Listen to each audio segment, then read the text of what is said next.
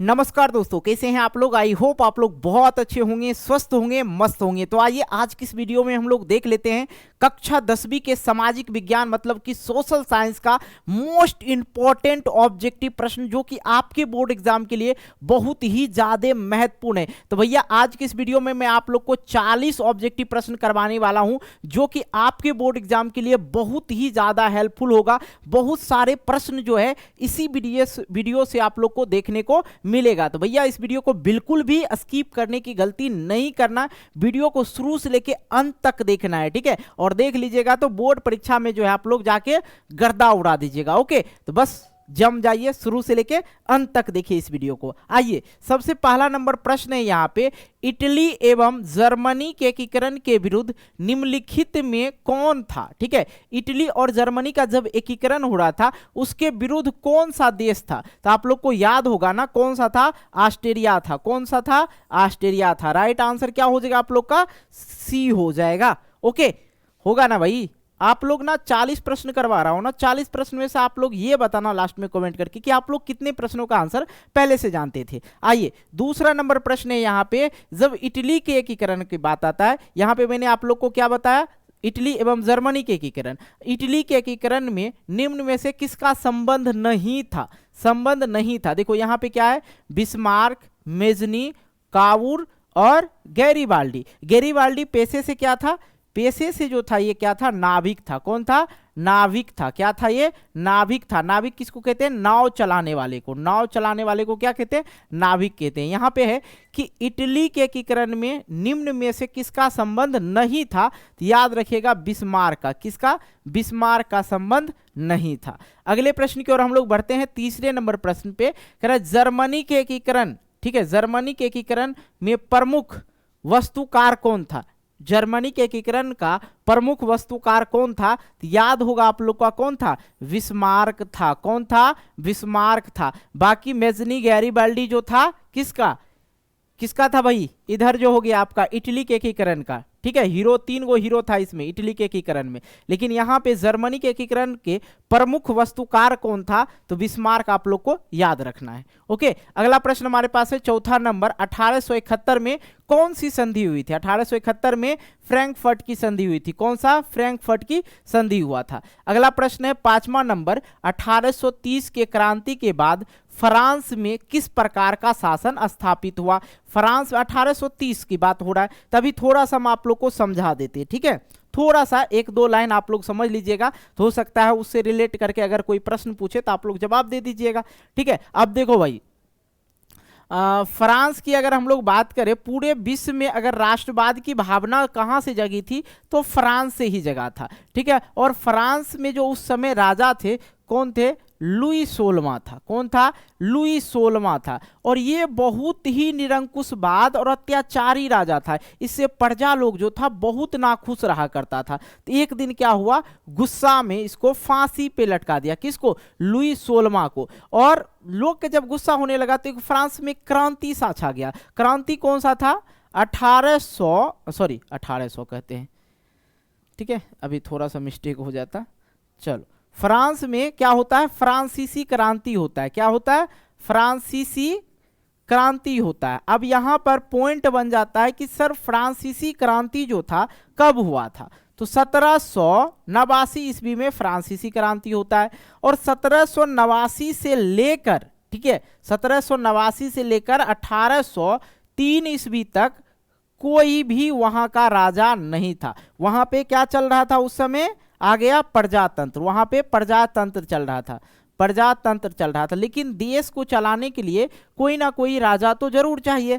तो 1804 ईस्वी में कौन आता है, 1804 ईस्वी में आता है वहां पे नेपोलियन। ठीक है, नेपोलियन, नेपोलियन आता है। नेपोलियन का वहां पे वर्चस्व भी अधिक था, अच्छा सेनापति था वो। ठीक है, तो नेपोलियन क्या बन जाता है, वहां का शासक बन जाता है। क्या बन जाता है, शासक बन जाता है। अब सवाल आता है कि नेपोलियन कब तक रहा, तो 1804 से लेके 1815 तक कौन रहा वहां पे, नेपोलियन ही रहा। कौन रहा वहां पे, नेपोलियन ही रहा। फिर 1815 की बात करें, 1815 से लेके उसके बाद जो भी समय चला 30 तक मेटरनिक ही चला। कौन था, मेटरनिक, ठीक है, मेटरनिक युग चला वहां पे, ठीक है, मेटरनिक युग 1815 से लेकर 1830 तक। ओके, आई होप ये चीज समझना जरूरी था आप लोग को। ओके, आइए यहाँ पे अगर 1830 के बाद, क्रांति के बाद फ्रांस में किस प्रकार की शासन स्थापित हुआ, तो कौन सा, संवैधानिक राजतंत्र, संवैधानिक राजतंत्र वहां पे स्थापित हुआ। अगले प्रश्न की ओर हम लोग बढ़ेंगे, 6 नंबर, जर्मनी के एकीकरण के लिए कौन उत्तरदायी है, जर्मनी के एकीकरण के लिए कौन उत्तरदायी है, तो बिस्मार्क जो है उत्तरदायी है। 7वां नंबर प्रश्न है, युद्ध और शांति, वार एंड पीस पुस्तक किसने लिखा, युद्ध और शांति जो पुस्तक था उसको किसने लिखा, तो टॉल्स्टॉय ने लिखा। कौन लिखा, टॉल्स्टॉय ने। कार्ल मार्क्स क्या लिखा था, दास कैपिटल, क्या लिखा था, दास कैपिटल, ठीक है, दास कैपिटल किसने लिखा, कार्ल मार्क्स ने लिखा था, याद होगा आप लोग को। अगला प्रश्न देखो 8वां नंबर, कार्ल मार्क्स की पुस्तक का नाम क्या था, दास कैपिटल ही था, अभी जस्ट मैंने बताया। और यहाँ पे DBC, अच्छा BC दोनों, कम्युनिस्ट मैनिफेस्टो यही लिखा था, ठीक है, ये भी लिखा था, कम्युनिस्ट मैनिफेस्टो उन्हीं का लेख था। तो राइट आंसर डी कर दीजिए, ठीक है। अगला प्रश्न है 9 नंबर, रूस की बोल्शेविक क्रांति का नेतृत्व किसने किया, रूस की बोल्शेविक क्रांति का नेतृत्व किसने किया, तो राइट आंसर क्या हो जाएगा इसका, लेनिन। रूस की बोल्शेविक क्रांति का नेतृत्व किसने किया था, लेनिन। और इसका पूरा नाम क्या था, व्लादिमीर लेनिन नाम था इसका, ठीक है, बहुत बड़ा नाम था इसका। अगला प्रश्न देखो 10 नंबर, अंतर्राष्ट्रीय मजदूर दिवस कब मनाया जाता है, भैया 1 मई को मनाया जाता है।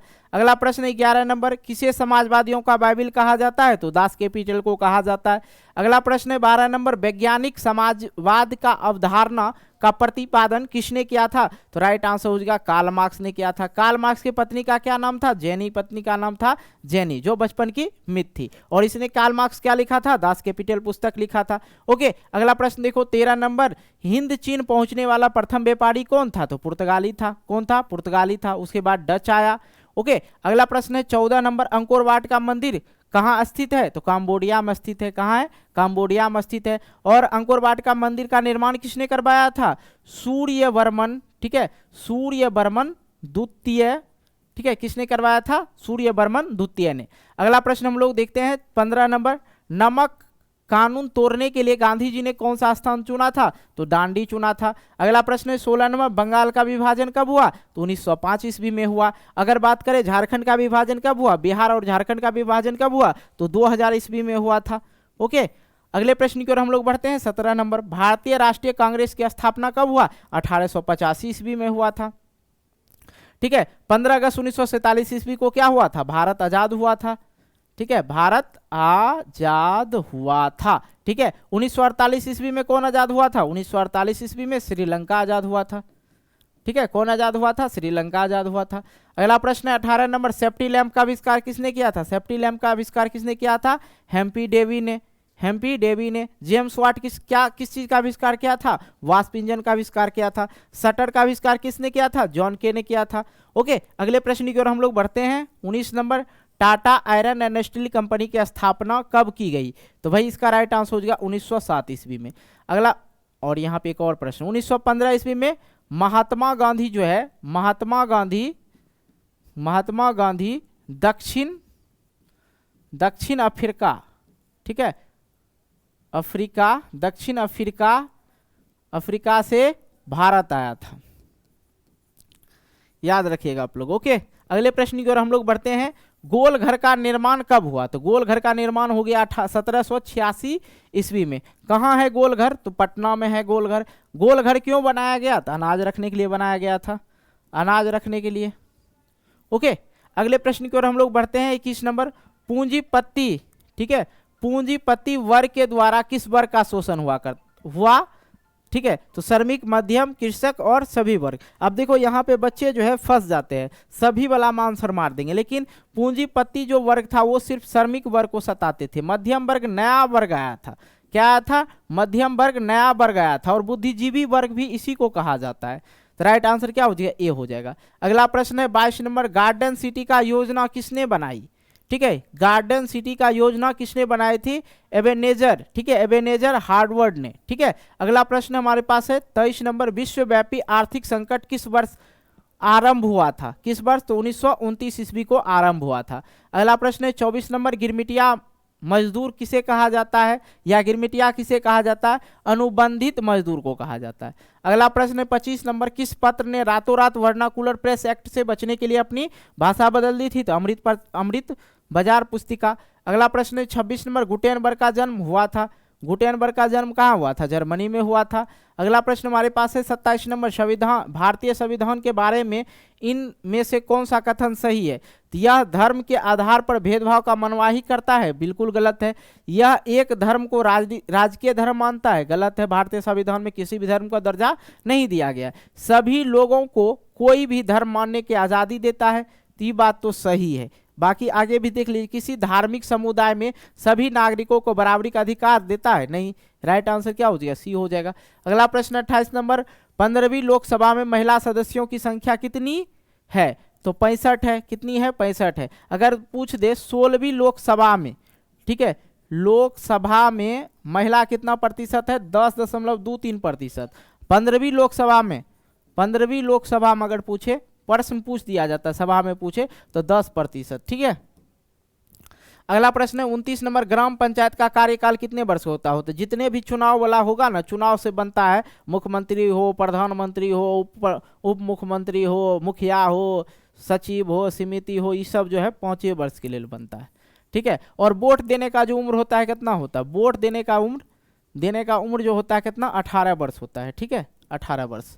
अगला प्रश्न हमारे पास है 30 नंबर, वर्तमान में भारत में कितने केंद्र शासित प्रदेश है? कितना है? 8 है।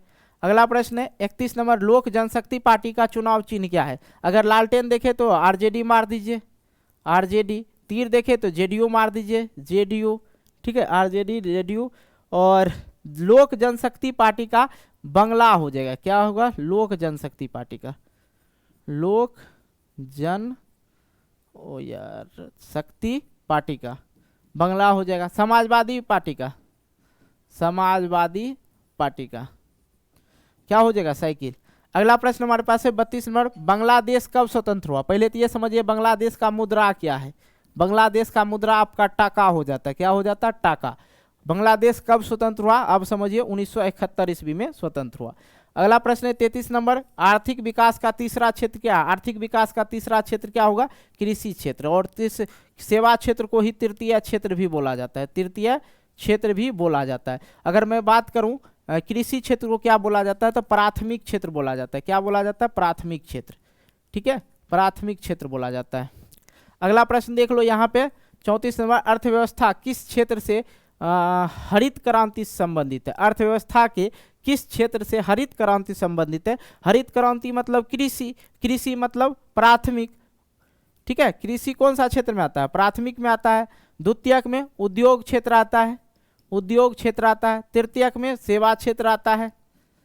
ओके, यहाँ आप समझ लीजिए अर्थव्यवस्था के किस क्षेत्र में हरित क्रांति आता है, तो राइट आंसर आपका ए हो जाएगा। अगला प्रश्न है 35 नंबर, भारत में किस राज्य के प्रति व्यक्ति आय सबसे अधिक है? तो गोवा का सबसे आय अधिक है। अगर बात करूं पिछड़ा राज्य कौन है भारत का, पिछड़ा राज्य कौन सा है? तो बिहार है। और बात करें बीमारू राज्य कौन कौन से हैं? बीमारू ऐसे लिख दीजिएगा, पहले बी से याद हो जाएगा बिहार, एम से याद हो जाएगा एमपी, और यू से याद रखिएगा उड़ीसा, ठीक है। इस तरह से आप लोग याद रख सकते हैं।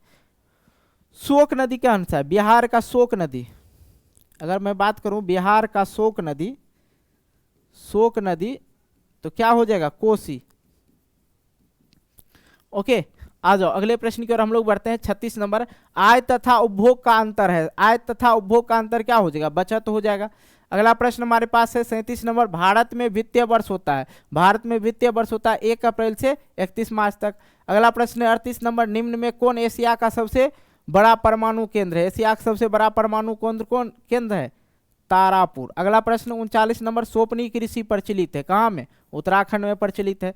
अगला प्रश्न 40 नंबर, निम्न राज्यों में से किसमें सर्वाधिक वन क्षेत्र है? कहाँ पे, कौन सा राज्य में जो है सबसे अधिक वन है? तो आपका हो जाएगा एमपी, मध्य प्रदेश में।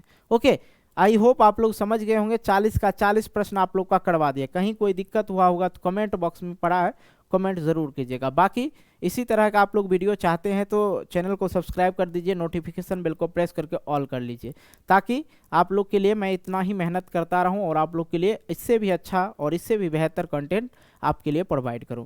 बाकी मिलते हैं एक नई वीडियो को लेके, तब तक के लिए बाय बाय, जय हिंद, जय भारत, टेक केयर।